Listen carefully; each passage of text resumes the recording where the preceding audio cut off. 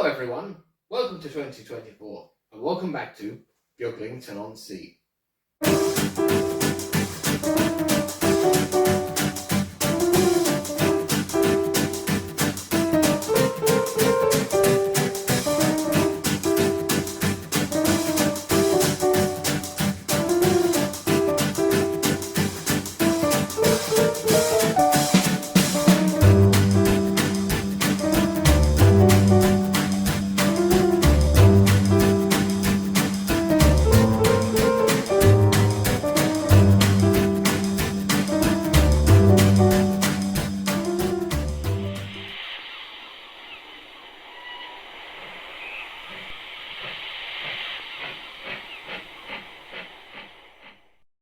Yes, welcome back to Beaglington-On-Sea and welcome to 2024. Yeah, feels good.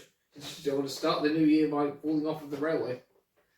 So yes, 2024, a new year. What could it bring? Well, the world is in turmoil and it's cold, but sunny at least.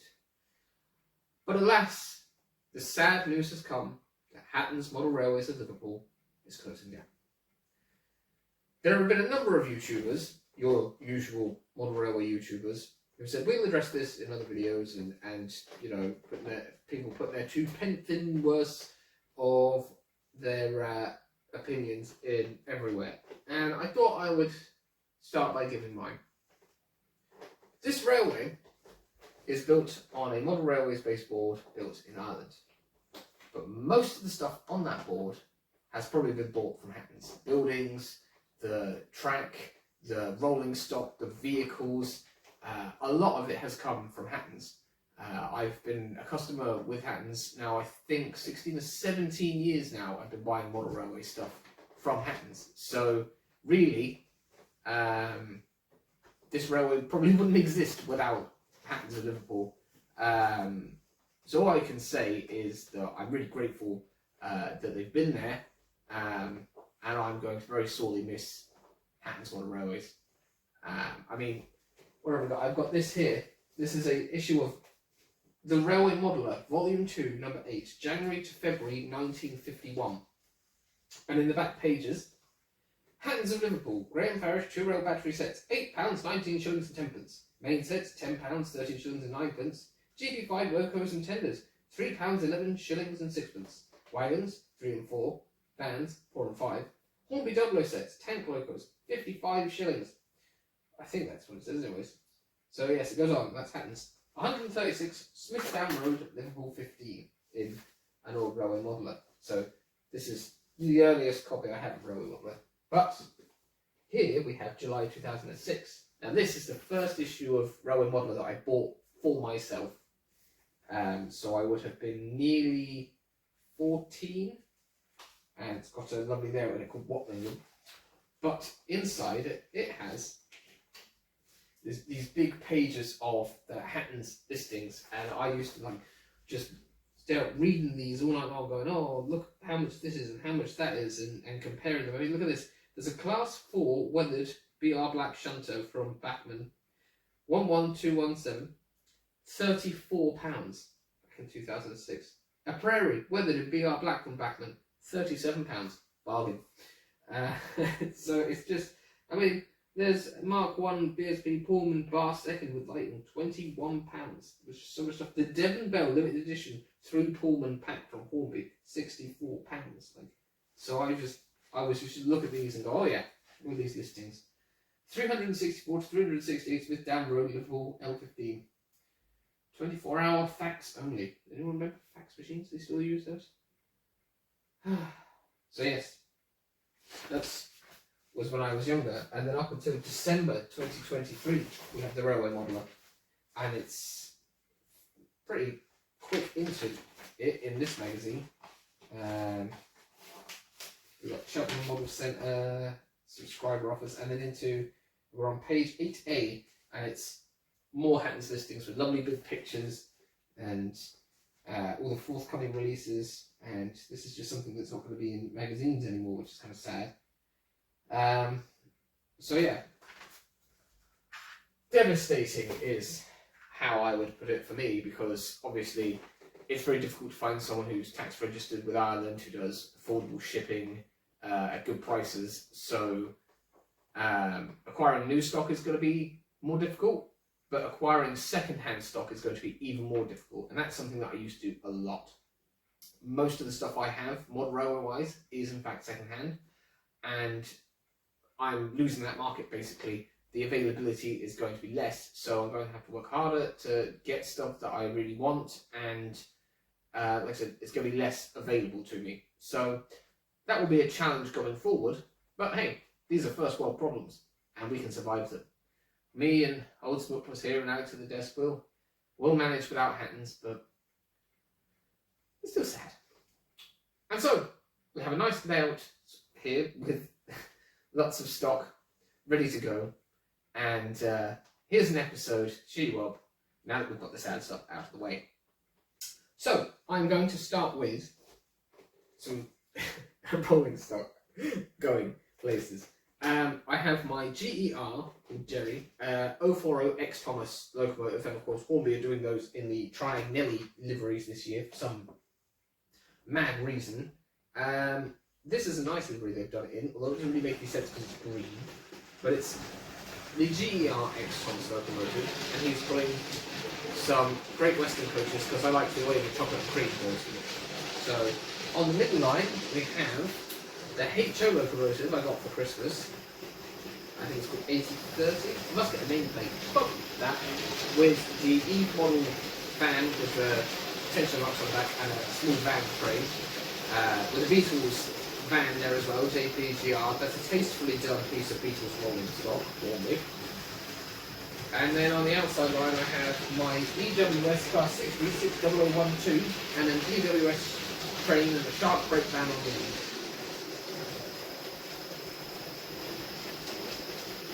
Sorry, I'm having terrible thoughts about an E2 with Beatles faces on the side. Well, that's the wrong way. Yes, we'll get these trains running and we'll get a bit of footage and we'll put the Saturdays behind us and we'll have some fun.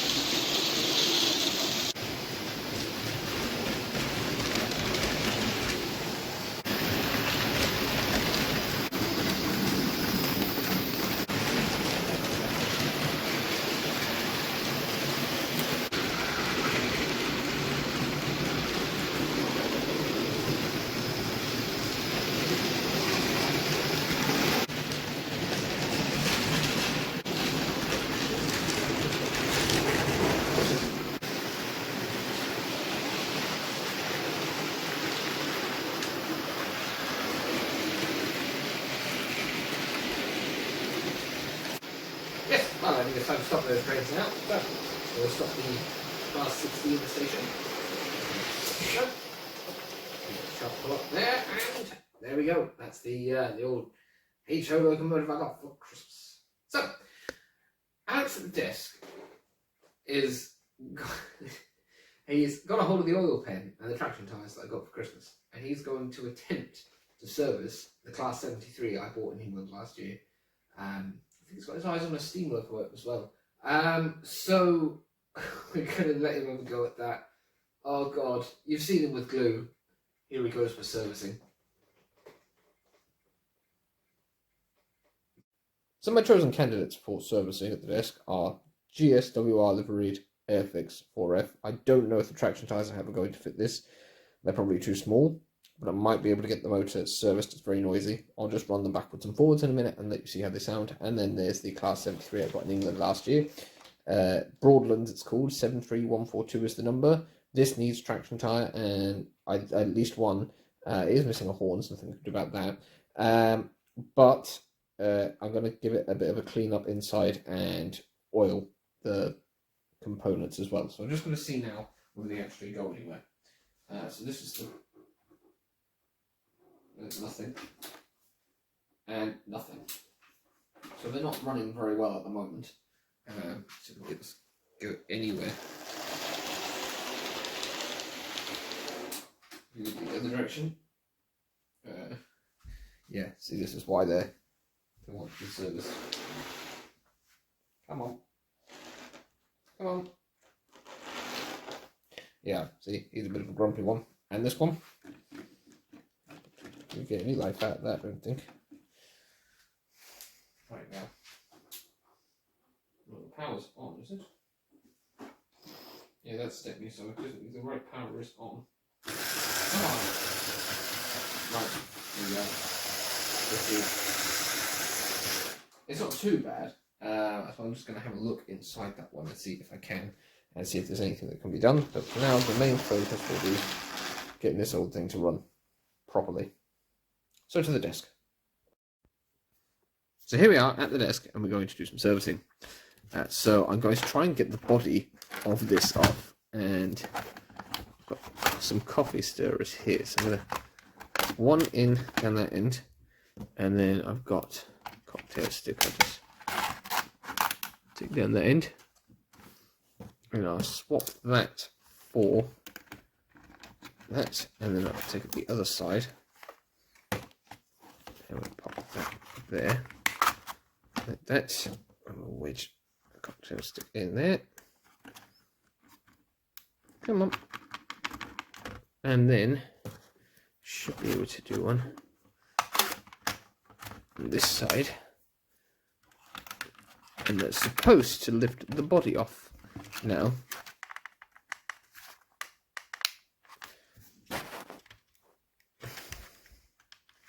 Goodness knows how.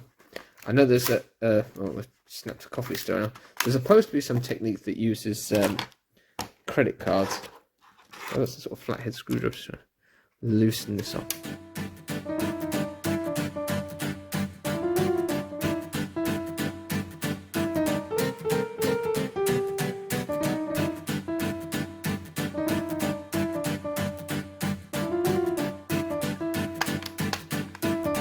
Gotcha. Something flew off. Look at the buffers there. Although there are catches on the end, but I can get to them because the buffers. Right. There you go. Right. That's off.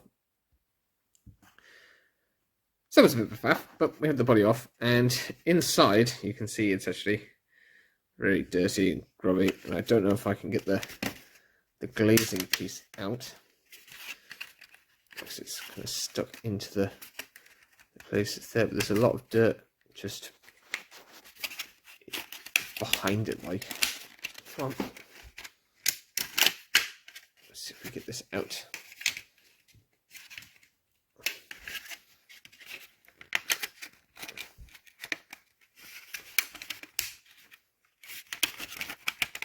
Come on.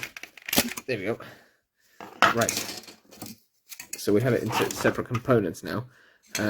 So I'll just give this a bit of a rub with cotton bud and see if we can get some of this, the worst of this horrible grime, off of the inside of this glazing. It's just, I mean, that black, horrible stuff.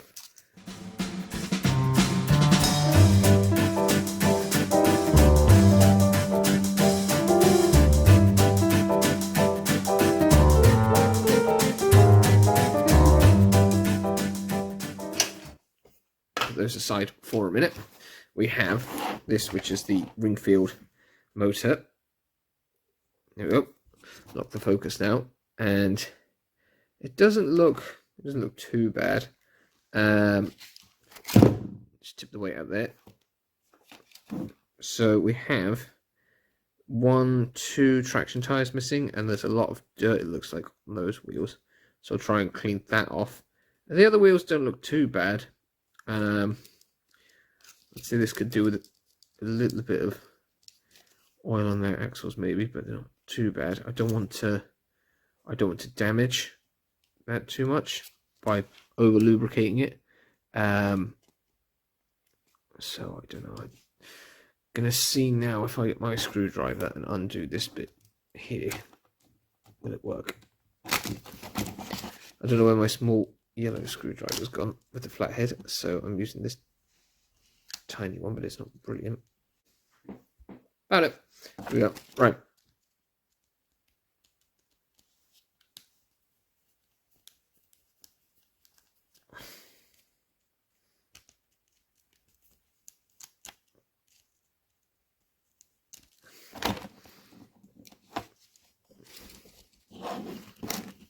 She have no idea what I'm doing, by the way. I'm just going to take the most practical steps I can think of.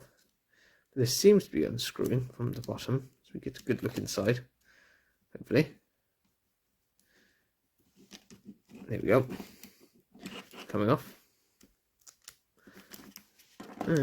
Let's have a look. Right, so inside, it's looking a bit grubby. Again, we've got cotton bud, and if I clean this bit here, let's make sure we're in focus, so you can see all the dirt inside coming off. Look at that, that was all on here, like. Now I don't know about lubricating this part, the axles, because I don't know if that's going to affect the electrical, what's it called, conductivity. Let's see if it scrapes some of that dirt out the other side. It's a fluff and everything in this.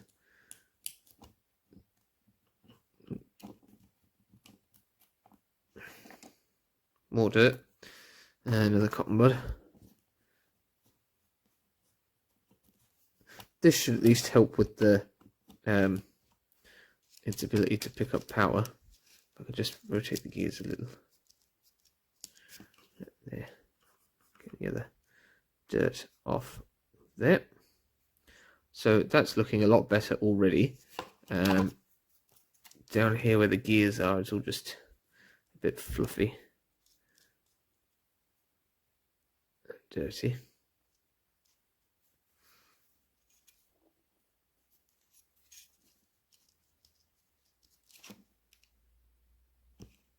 No, I don't know. I suppose that's probably clean enough on that side. I'm not sure what the story is with the axles on this end. I'm now going to clean these wheels with cocktail sticks and stuff. And yeah, I'll cut back to when I've done that. Okay, so I've cleaned those wheels up a bit. They're not perfect, but they are cleaner than they were. So the next thing I'm going to faff about with is trying to get some traction tyres onto those axles. So I need 2 of these. These are Peter's spares, but they were bought from Hatton's, who sadly are closing down. Right, so apparently this has to go onto the wheel, and I have no idea how to do that. to maybe drag it with a cocktail stick, perhaps, around one side, and another cocktail stick around the other.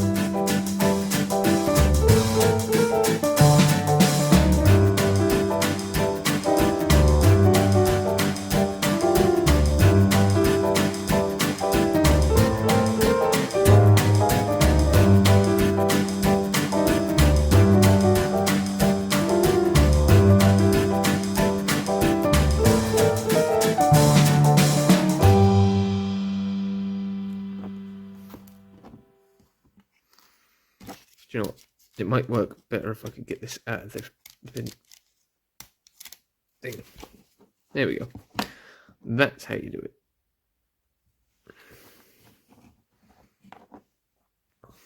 There you go. That is apparently on. Hopefully not too twisted, but it doesn't seem quite right. That sits there. It's like it's got twisted on itself.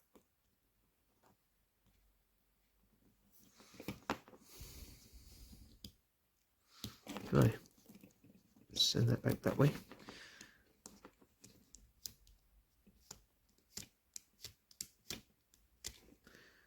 Yes, how did that become twisted? There we go. That's the traction tyre on. So now we're going to try again with the other one. And so I'm going to try and get the focus on it so you can see what I'm doing. But essentially I'm just stretching it like a rubber band over the wheel. And then there we have it. And then I'm making sure that the band is in place and doesn't have a twist like the other one. So it's actually too far over now. Because these wheels aren't free turning, I have to rotate the gears. See, he's caught up on the ridge that side. I think he's nearly there. Handy, I've got a few though, just in case these wear out. I don't think they're going to fit on the Airfix loco, but we can see. There you go. That is on. Huzzah. You can see now, I've got that on. So we can pop that back in there in a sec. Just some of this fluff off of there.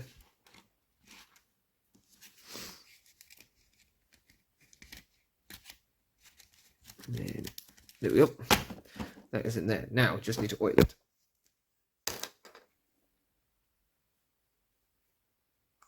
So, we just want to do a small amount, maybe on the gears there. There. There's probably too much there. I just wipe a little bit of that up there, and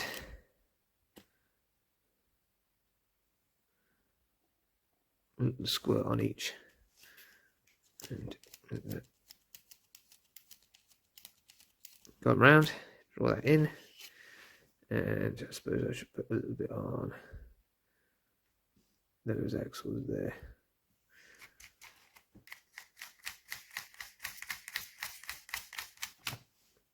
Right, and then we just have to screw this base keeper plate back on to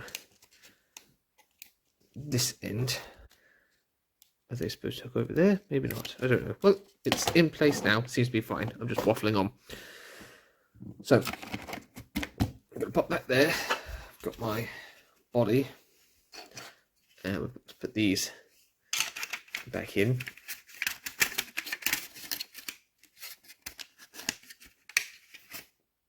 It's not right. Just go the other way around.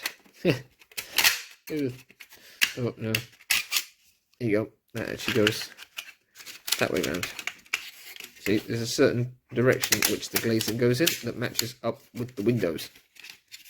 I now know. She was just going to go on like that. Like, ready? Now, I probably should have tested that before I put it back together, but there you go. Right, let's see how it goes. Right, here we go.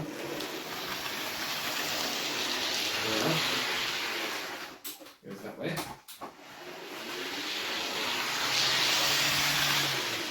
It sounds much better.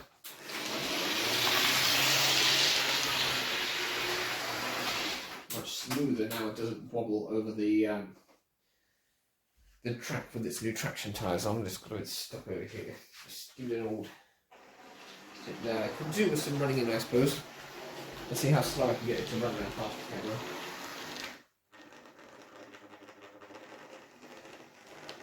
It's probably its most comfortable slow squeeze at the moment.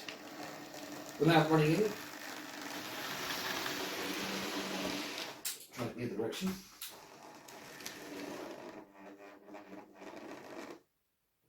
See, that's too slow, but yeah.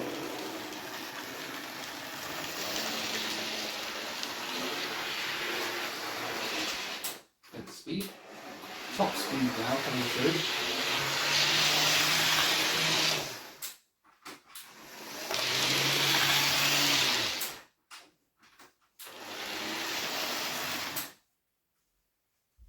I would count that as a successful service.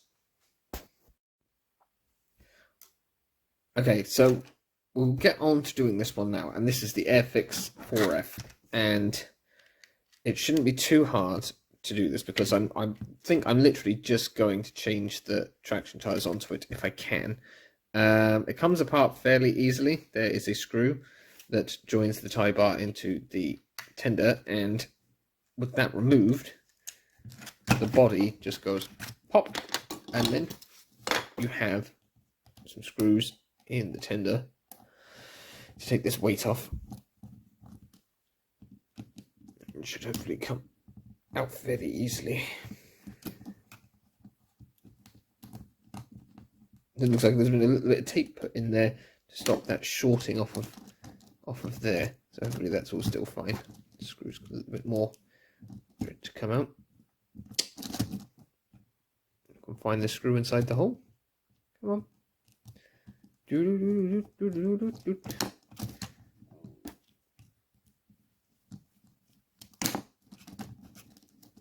we go. It's a very heavy weight, that. So the wheels on this part are actually plastic, and you just push where the screws go into that part through the bottom, and you can move this part off and off, hopefully. Ooh, careful, to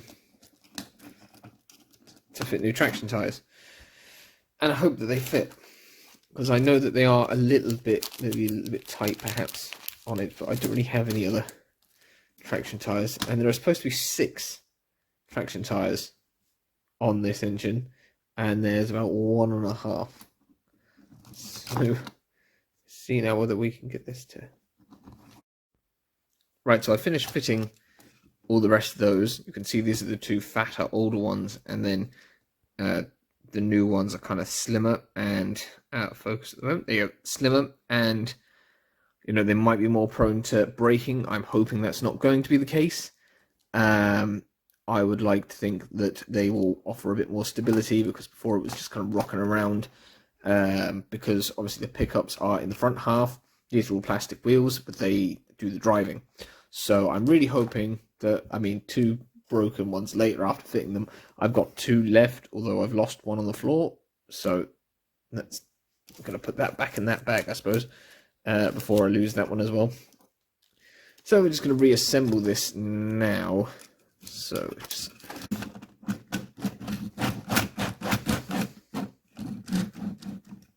right, let's go try that. So this should now have improved traction and a smoother ride, but we'll see. It's a lot louder. I'm not sure what that's about. Just the screaming. I have no idea why it's doing that. It seems to be fine. Just noisy. I don't know. It's very odd. I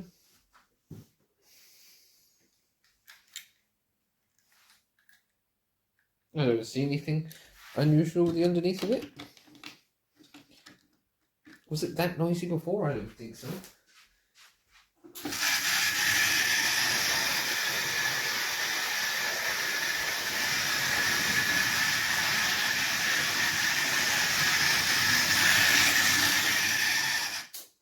And try it at a slow speed.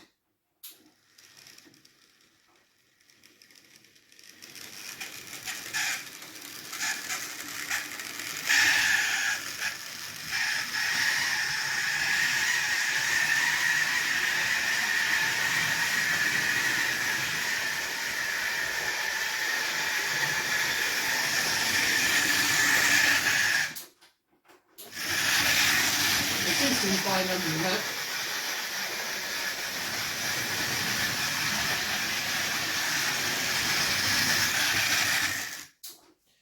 Well, I'd say that's kind of successful.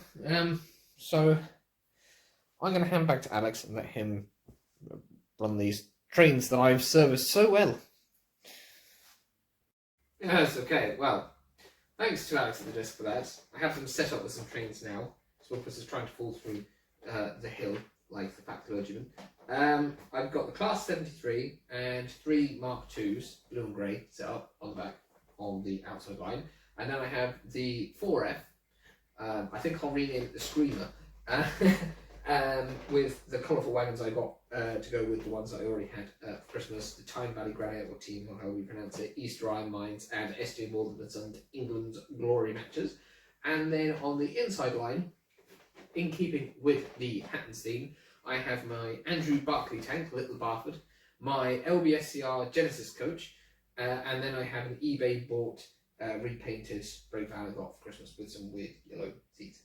So I'm going to get those running now. So this is the Class 73, and I have to say, weirdly, I think Alex and the desk might have done something right, and I'm really right, because it seems to be working like perfectly, really. And the Andrew Barclay, which is a gorgeous, gorgeous model, is going to go around there. Absolutely fantastic. It's got a little bit of cat hair on the roof, obviously. And there it goes. And looking very smart. And now the Screamer.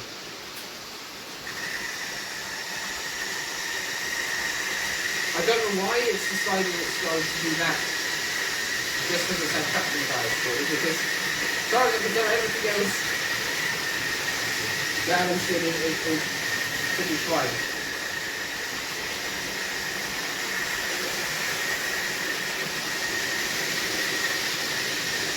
Yeah. Right.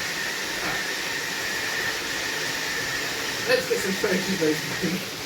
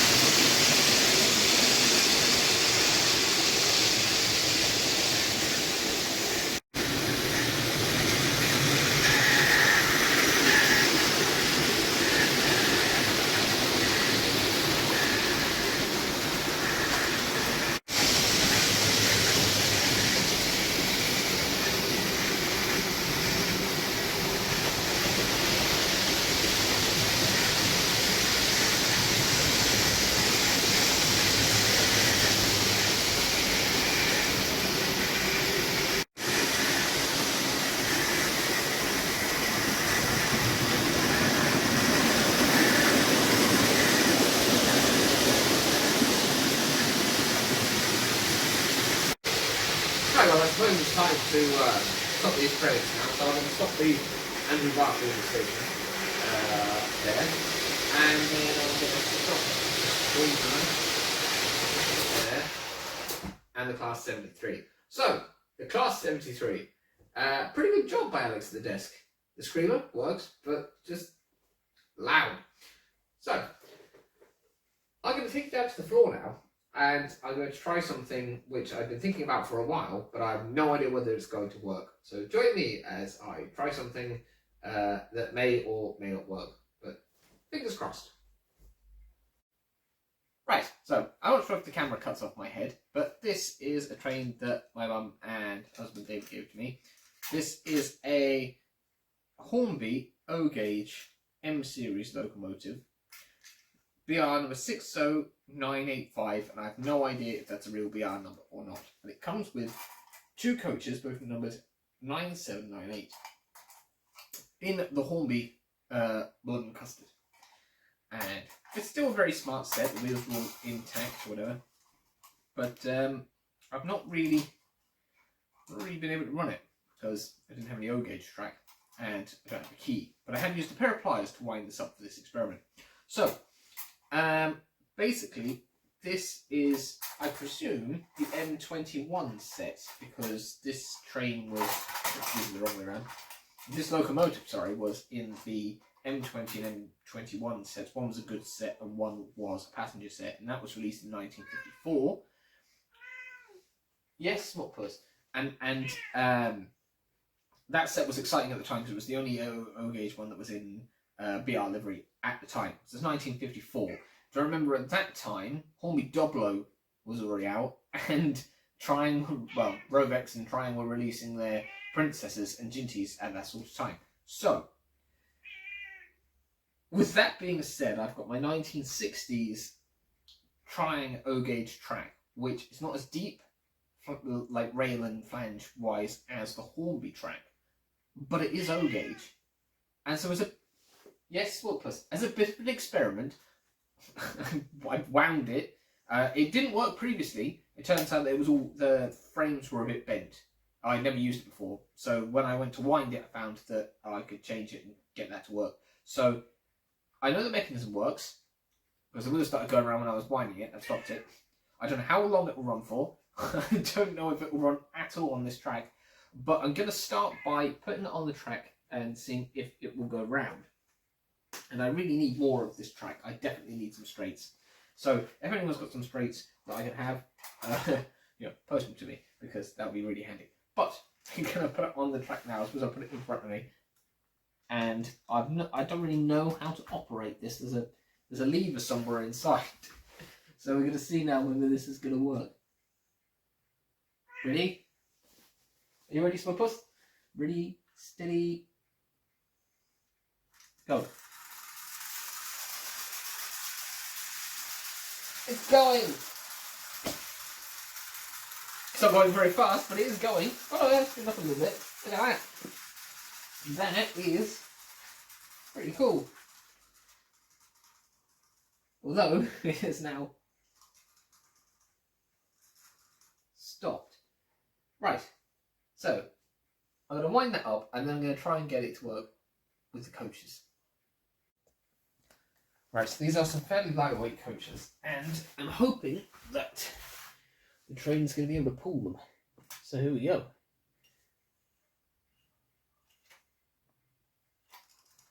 Or not. You can do it. Get a bit of momentum, perhaps. It's quite old after all, and it's not the right track for it.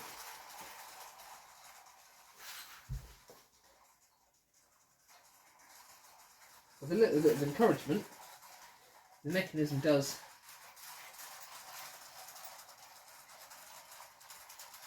work like that. I'm barely touching it. You see, like, it's just kind of light encouragement. That's down, and then that's up. Come on.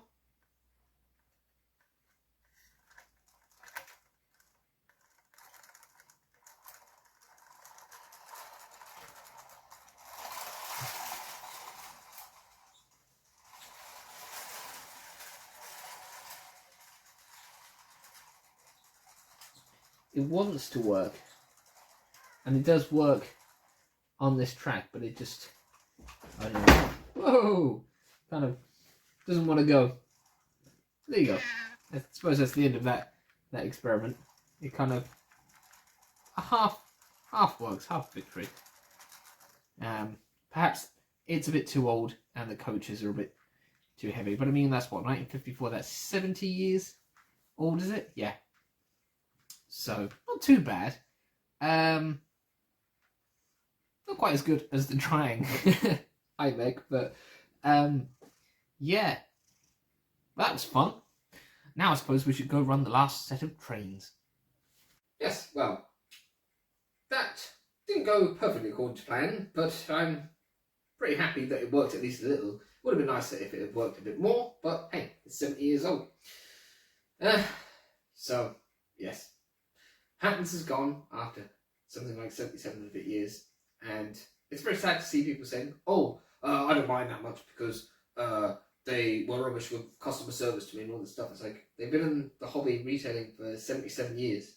Like, how many layouts, how many exhibition layouts that inspired layouts, how much stuff did they sell that has really helped this hobby through, get so many people into the hobby. Like, it's just amazing. There must be so many people that have bought from them that have been inspired to do something from something they bought from them. And it's just such a shame to lose them, really. So I feel like complaints like that are a bit small now, considering that, you know, we are losing a major retailer. But 2024 is a new year. There are new releases to look forward to. Things like Locomotion Number 1 and E2 with the Beatles faces on the side.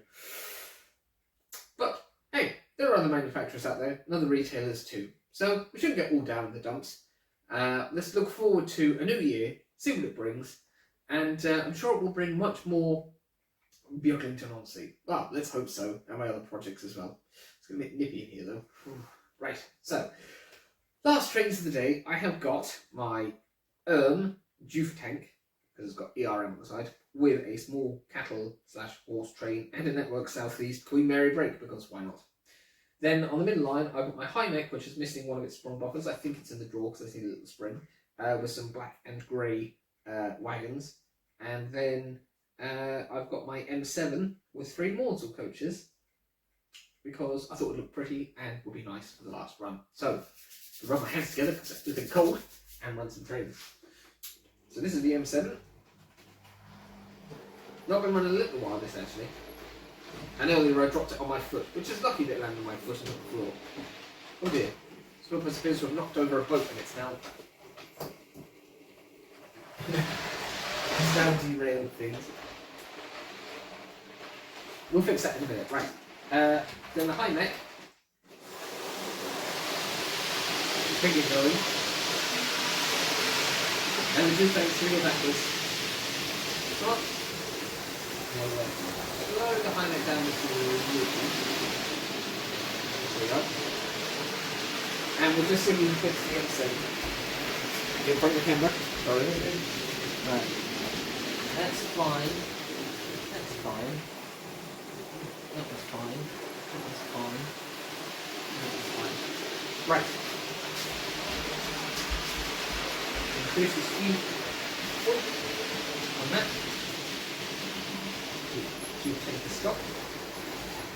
Because it's had a massive derailment. Right, let's get some footage of those running.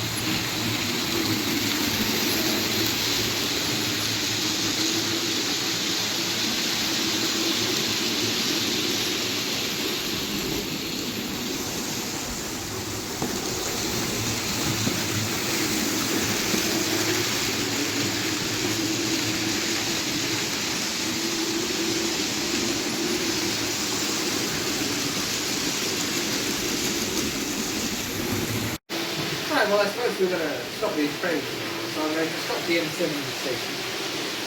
Right, so, I'm going to stop behind it.